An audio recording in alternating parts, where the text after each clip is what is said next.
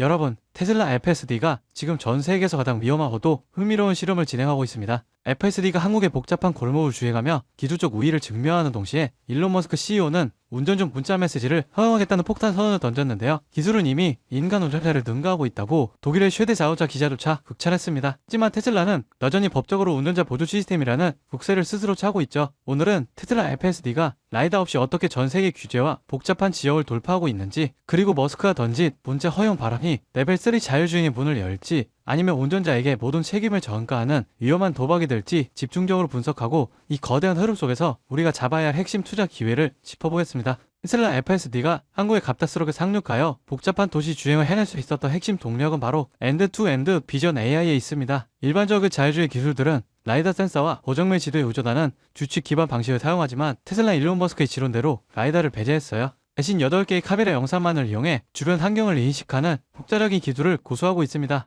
E2E 시스템은 센서 입력부터 차량 제어까지의 모든 과정을 하나의 통합된 AI 신경망이 학습하고 처리합니다. 이 덕분에 테슬라 차량은 정밀한 지도가 없는 한국 같은 지역에 투입되어도 AI가 스스로 주행 환경을 학습하고 판단할 수 있는 성능을 확보하게 된 것이죠. 이 AI 학습을 가득히 하는 것이 바로 막대한 컴퓨팅 파워입니다. 테슬라 E2E 모델을 훈련시키는데 NVIDIA H100 GPU 딱 67,000개를 활용하고 있다는 것으로 알려지면서 테슬라의 기술적 우위는 결국 대규모 AI 학습 역량에서 비롯된다는 점을 분명하게 보여주고 있습니다.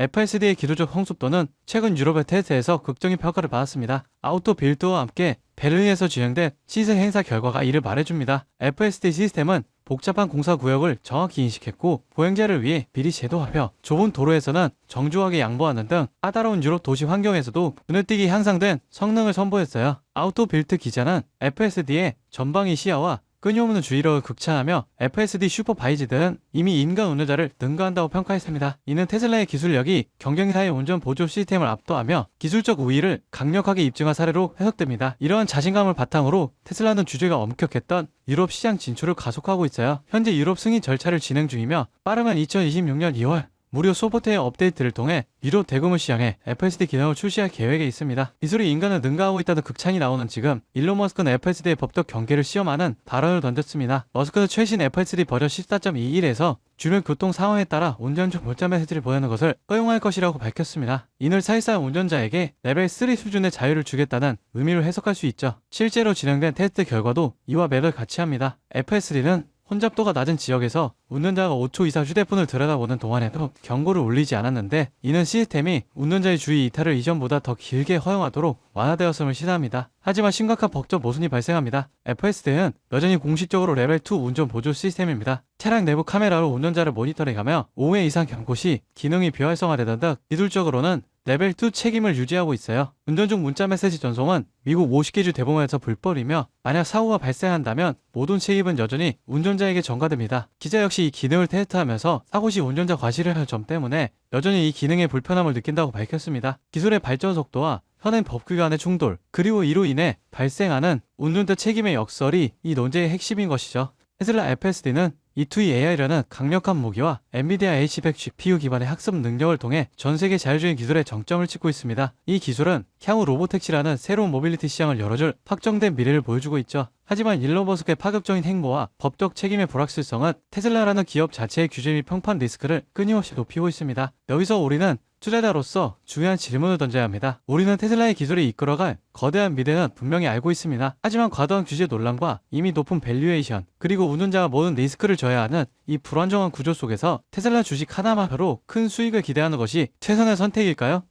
여러분, 지금 시장을 보면요, 이상한 장면 하나가 반복됩니다. 뉴스는 불안만 얘기하고 커뮤니티에 현금을 주고 버티라 말하는데 정작 돈을 버는 쪽은 조용히 움직이고 있습니다. 지금 시장 어려운 게 맞습니다. 하지만 어렵다는 이유로 멈춘 순간 그 자리를 기관과 상위 1%가 채워버려요. 시장에서는 이런 말을 합니다. 돈은 시끄러운 곳이 아니라 조용한 곳에서 벌린다. 사람들은 여전히 대장주만 보지만 실제로 크게 터지는 종목들은 항상 옆에서 기술을 공급하고 데이터를 만들고 전력을 흘리는 기업들입니다. 지금도 똑같아요. 테슬라가 로보틱스, 자율주행으로 새로운 방향을 여는 동안 그 생태계를 움직이는 2차, 3차 수혜주들은 이미 바닥을 찍고 고개를 들고 있습니다. 여러분, 지금 시장은 지켜보는 사람이 아니라 움직이는 사람이 위에 올라가는 구간이에요. 이번 사이클을 놓치지 않을 분들만 끝까지 보셨으면 합니다. 여러분, 진짜 중요한 건 테슬라를 움직이는 기업들이 어디로 움직이느냐입니다. 최근 시장에서 가장 조용히 그러나 가장 강하게 들리는 신호가 있어요. 국내 수혜주들이 슬슬 깨어나고 있다는 겁니다. 예를 들어 포스코 퓨처 M, 테슬라 응급제 공급 확대 이후 3개월 동안 기간 순 매수가 1조 원 넘게 들어왔습니다.